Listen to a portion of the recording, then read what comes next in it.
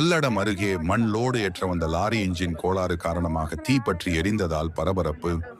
தர்மபுரி மாவட்டம் பாப்பிரெட்டிப்பட்டி பகுதியைச் சேர்ந்த ஓட்டுநர் பெரியசாமி என்பவர் இன்று அன்னூரிலிருந்து காரணம்பேட்டைக்கு மண் லோடு ஏற்றுவதற்காக டிப்பர் லாரியை இயக்கி சென்றார். அப்போது காரணம்பேட்டை பெட்ரோல் பங்க் அருகே வந்து கொண்டிருந்த போது என்ஜினில் இருந்து புகை வர தொடங்கியது. பின்னர் திடீரென தீ பற்றியதை அறிந்த ஓட்டுநர் லாரியை விட்டு இறங்கி தப்பி ஓடியுள்ளார். பின்னர் சிறிது நேரத்திலேயே டிப்பர் லாரி முழுவதுமாக தீயானது பரவி எரிய தொடங்கியது. தகவல் அறிந்து பல்லடம் தீயணைப்பு துறை வீரர்கள் சம்பவ இடத்திற்கு விரைந்து வந்து தண்ணீரை பீச்சி அடித்து தீயை அணைக்க தொடங்கினர். அப்போது டிப்பர் லாரி முழுவதுமாக தீயில் எரிந்து எலும்புக்கூடு போல காட்சியளித்தது.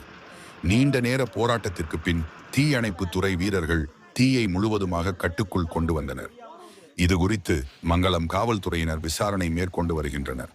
மேலும் முக்கிய சாலையான காரணம்பேட்டை சாலையில் திடீரென டிப்பர் லாரி தீ பற்றி எரிந்த சம்பவம் அப்பகுதியில் பெரும் பரபரப்பை ஏற்படுத்தியது. இதனால் அந்த சாலையில் போக்குவரத்து நெரிசல் ஏற்பட்டது.